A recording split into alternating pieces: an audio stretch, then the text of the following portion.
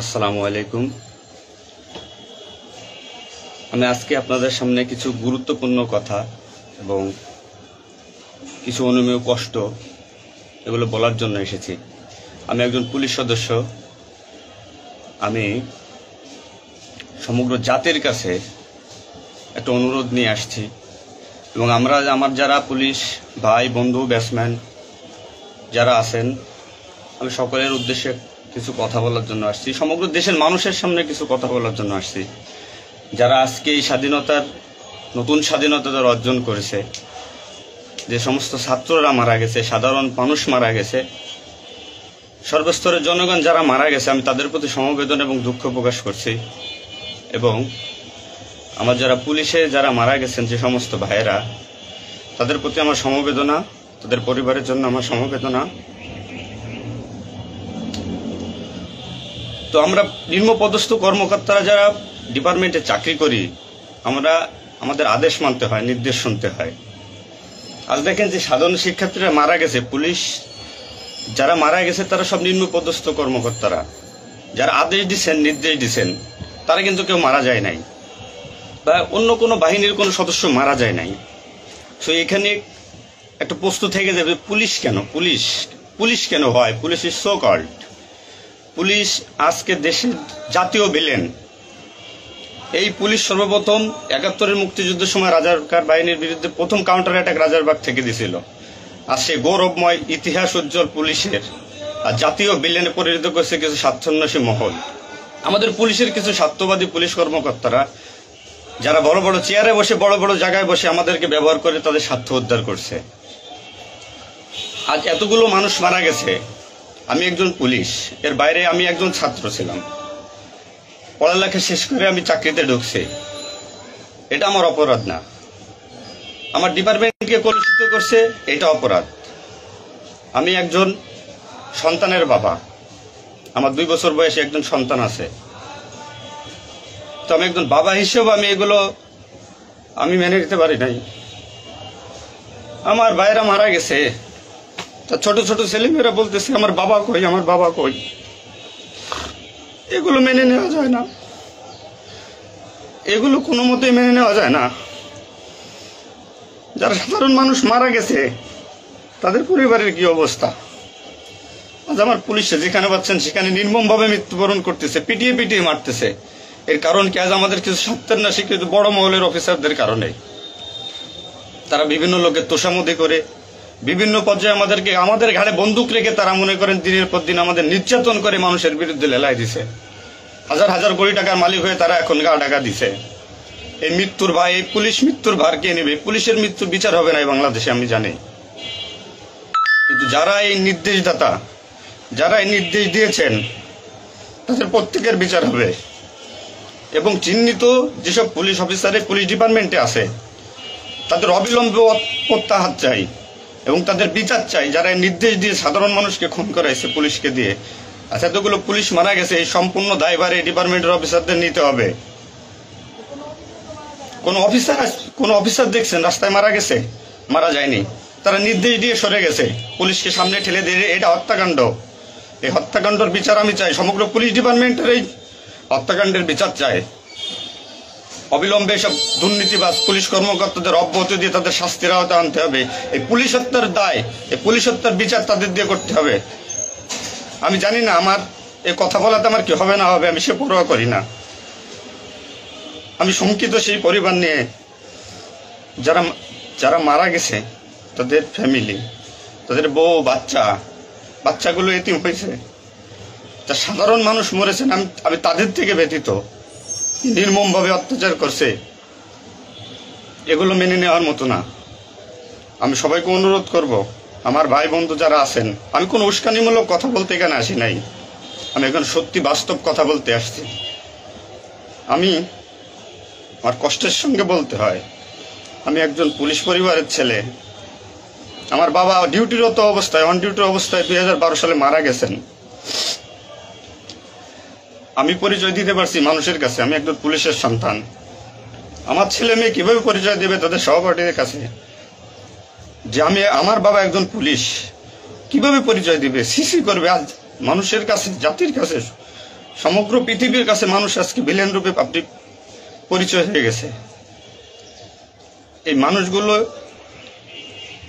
এদের মৃত্যুর ভার, পুলিশ হত্যার ভার ডিপার্টমেন্টের সর্বোচ্চ পর্যায় থেকে সর্বনিম্ন পর্যায়ে এর সাথে যারা জড়িত ছিলেন তাদের দেওয়া লাগবে, তাদের এগেনস্টে হবে। প্রত্যেকটা পুলিশ সদস্য আজ বাইরে বেরোতে ভয় পাচ্ছে, মৃত্যুর ভয়। এখনো অনেক জায়গায় আমি নিউজ পাইলাম সকালবেলা, অনেকে পুলিশ মরে গেছে, তার কোনো হদিস নাই। এখন অনেকে আটকা আছে, সবাই প্রাণ ভয়ে, আজ পুলিশ প্রাণ ভয়ে লুকাচ্ছে। কিসের জন্য? আপনাদের কারণে, আপনাদের স্বার্থ উদ্ধারের কারণে পুলিশকে ব্যবহার করছেন প্রত্যেকটি ক্ষেত্রে। এটা আর কেউ মেনে নিতে পারলো, আমি ব্যক্তিগতভাবে মেনে নিতে পারবো না। প্রত্যেকে দায়ভার নিতে হবে আপনাদের। আজ নির্বিকারে যতগুলো মানুষ মারছেন, আজ এই মৃত্যুর সামিলে আমি থাকতে পারতাম। চিহ্নিত করে করে বিচার হবে আপনাদের। পুলিশ কর্মকর্তারা যারা আছেন এর সাথে জড়িত সবার বিচার হবে, বিচার করতে হবে। কেউ না করুক, আমি করব। আপনারা পুলিশের গৌরবময় ইতিহাস ঐতিহ্যকে ধারণ করে নিজেদের স্বার্থ উদ্ধারের কারণে আজ পুলিশ বাহিনীকে মৃত্যুর মুখে ঠেলে দিচ্ছেন। তাদের কথা একবার চিন্তা করেননি। আপনি নির্দেশ দিচ্ছেন, নয়তো এই পুলিশ, এই সাধারণ পুলিশ, আমরা যারা আছি, আমরা কখনো এদের গায়ে বুলেট চালাইতাম না, কখনোই আমরা গুলি ছড়তাম নাই আমাদের ভাইদের উপরে। ডিপার্টমেন্টের ম্যাক্সিমাম 80% পুলিশ এখন পড়াশোনার সাথে জড়িত। এভরি ওয়াল, সবাই পড়াশোনার সাথে জড়িত, সবাই ছাত্র। আপনারা আপনাদের ব্যক্তিগত রক্ষার কারণে কই, আপনারা এখন কোথায় আছেন? আপনারা একজন বড় বড় অফিসাররা কোথায় আছেন? বেরোয় আসেন, নামেন পুলিশের সামনে, পুলিশকে সিকিউরিটি দেন, দেশের মানুষকে সিকিউরিটি দেন। আপনাদের হাতে পুলিশ বাহিনী ক্ষতিগ্রস্ত, বিপর্যস্ত, বৈষম্য সৃষ্টি করছেন আপনারা। আপনারা প্রতিটা ক্ষেত্রে পুলিশের সাথে পুলিশের বৈষম্য সৃষ্টি করে দিয়ে গেছেন। যে যার মন গড়া কথা দিয়ে এটাই আইন, এটাই নিয়ম, এটাই শিখাইছেন পুলিশ ডিপার্টমেন্টকে। এগুলো হবে না। আপনারা যেখানে যান না কেন পালাইয়ে, যেখান থেকে পলায় যান, এই পুলিশ আপনাকে খুঁজে বের করবে। এই মৃত্যুর দায়ভার আপনার নিতে হবে। সত্য কথা বলাতে অনেক পুলিশের চাকরি খেয়ে নিয়েছেন আপনারা। আপনারা সুযোগ পেয়ে স্বার্থের কারণে অনেক পুলিশকে বলে পুলিশ ডিপার্টমেন্ট থেকে বিতাড়িত করছেন। তাদেরকেও পুলিশ ডিপার্টমেন্টের প্রয়োজন। আপনাদের স্বার্থের শিকার তারা, আপনাদের স্বার্থের বলি তারা। অনেক পুলিশ ভাইরা, সাধারণ পুলিশ ভাইরা যাদের চাকরি থেকে বিচ্যুত করছেন, অবিলম্বে তাদেরকে চাকরিতে আনবেন আপনারা। এটা আমার অনুরোধ। আজ দেশে কি মুহূর্তে, মানে পুলিশকে কোন সিচুয়েশনে ঠেলে দিয়ে গেছেন। নিশ্চিত মৃত্যু, পুলিশ মানুষ নির্মমভাবে পিটাই পিটাই মারতেছে। এর দায়ভার আপনাদের নিতে হবে। প্রত্যেক পুলিশ পরিবারের যে আক্রোশ, যে কষ্ট, এগুলো দায়ভার আপনাদের নিতে হবে। সাধারণ মানুষ আপনাদের ক্ষমা করবেন। আপনারা সবাই চিহ্নিত, আপনারা সবাই এই বাংলাদেশের দুর্নীতিবাজ পুলিশ অফিসারদের আপনারা সবাই চিনেন, আপনারা সবাই তাদের চিনেন। এদের বিচার আপনাদের করতে হবে। এই বিচার চাই আমরা, সাধারণ জনগণের হত্যার বিচার চাই, পুলিশ হত্যার বিচার চাই। পুলিশ হত্যার বিচার না হওয়া পর্যন্ত আমি ডিউটিতে যাব না, আমি আমার কর্মস্থলে যাব না। অনেক পুলিশ সদস্য এখন পর্যন্ত নিখোঁজ। আমার সহপাঠী ভাইরা মারা গেছে, আমার পরিচিত ভাইরা মারা গেছে। তাদের সন্তান হাউমাউ করে চিল্লাইতেছে, আমার বাবা কই? এর জবাব কি কে দেবে? জবাব দেওয়া লাগবে। এতগুলো মায়ের কোল ফাঁকা করছেন, পুলিশ জীবন হারাইছে, গর্ভবতী মহিলা পুলিশে পর্যন্ত মারিয়ে ফেলছে।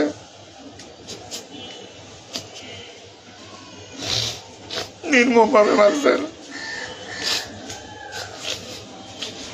এই দোষ আপনাদের।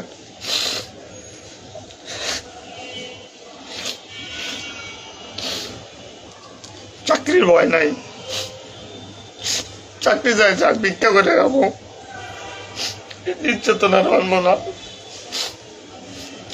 কি করছেন পুলিশ ডিপার্টমেন্টের জন্য আপনারা? কত পুলিশ মারা গেছে তার তো ঠিক নাই। বিচার হবে, বিচার আমি করবো, কেমন করবো? পুলিশ ডিপার্টমেন্টে প্রত্যেকটা সেক্টরে দুর্নীতি। আমি পুলিশ হয়ে আমার কোনো কাজের জন্য আমাকে অর্থ দিতে হয়, টাকা দিতে হয়। এতে নির্লজ্জতার কি কি কি করবো আমি? সাধারণ মানুষ দূরের কথা, আমরা কোনো পুলিশের কাছে সহযোগিতার জন্য গেলে তারা আমাদেরকে মূল্যায়ন করে না, কোনো কাজে হেল্প করে না, কোনো কিছুতে সুবিধা দিতে চায় না। আজ ডিপার্টমেন্টে বৈষম্য সৃষ্টি করে থেকে গেছেন আপনারা।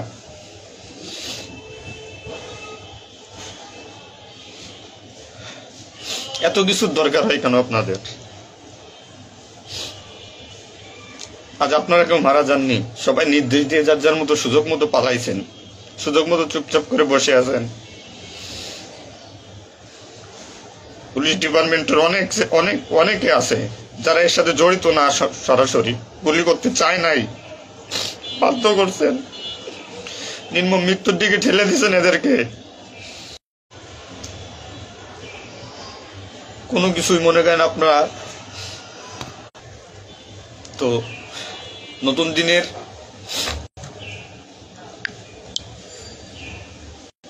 যে নতুন দিনের সূচনা হয়েছে বাংলাদেশে, স্বাগত জানাই। আমি কোনো রাজনৈতিক দলের পরিপক্ষ না, আমি আজ পুলিশ। যে সরকারি আসবেন আমি সেই সরকারি গোলামি করতে হবে আমার। দেশের মানুষের জন্যই পুলিশ, আইন শৃঙ্খলার জন্যই পুলিশ, সাধারণ মানুষের জন্যই পুলিশ। তুমি পুলিশ আজকে কেন আতঙ্কের নাম হবে? পুলিশ মানুষ থেকে আজ কেন দূরে থাকবে?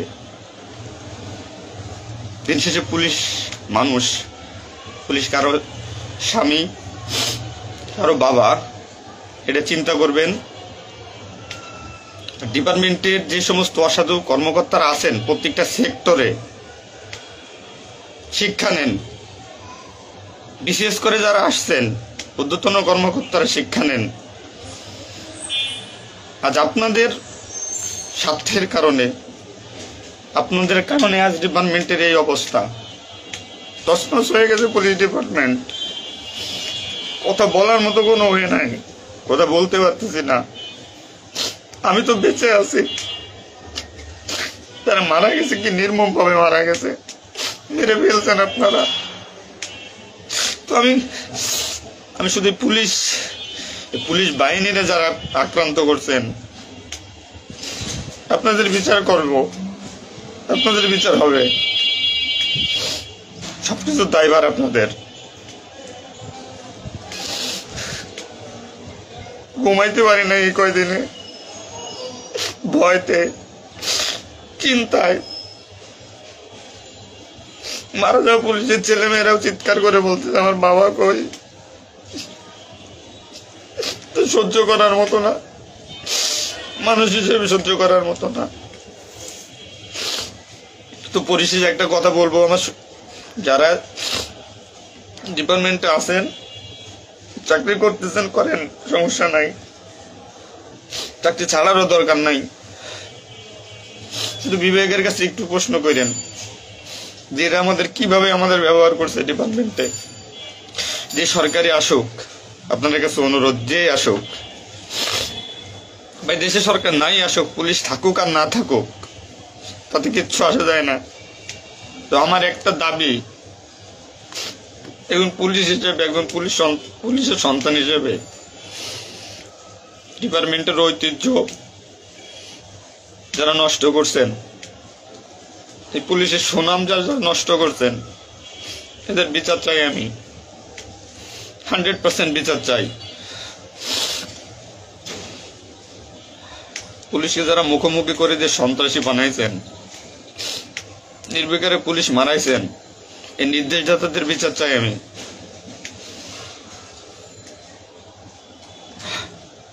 এবং দেশের আইন শৃঙ্খলা পরিবেশ নিয়ন্ত্রণে আনতে সর্বপ্রথমে পুলিশ বাহিনীকে সুশৃঙ্খল করতে হবে। আমি আর অনুরোধ সবার কাছে, যে আপনারা পুলিশে খারাপ চোখে দেখবেন না, যে আমরা যারা নিম্নপদস্থ কর্মকর্তারা আছি, যারা চাকরি করতেছি, আমরা আদেশের গোলাম। আমাদের যেভাবে আদেশ দেয়, যেভাবে নির্দেশ দেয়, আমরা ওইভাবে কাজ করি, ওইভাবে আমাদের চলতে হয়।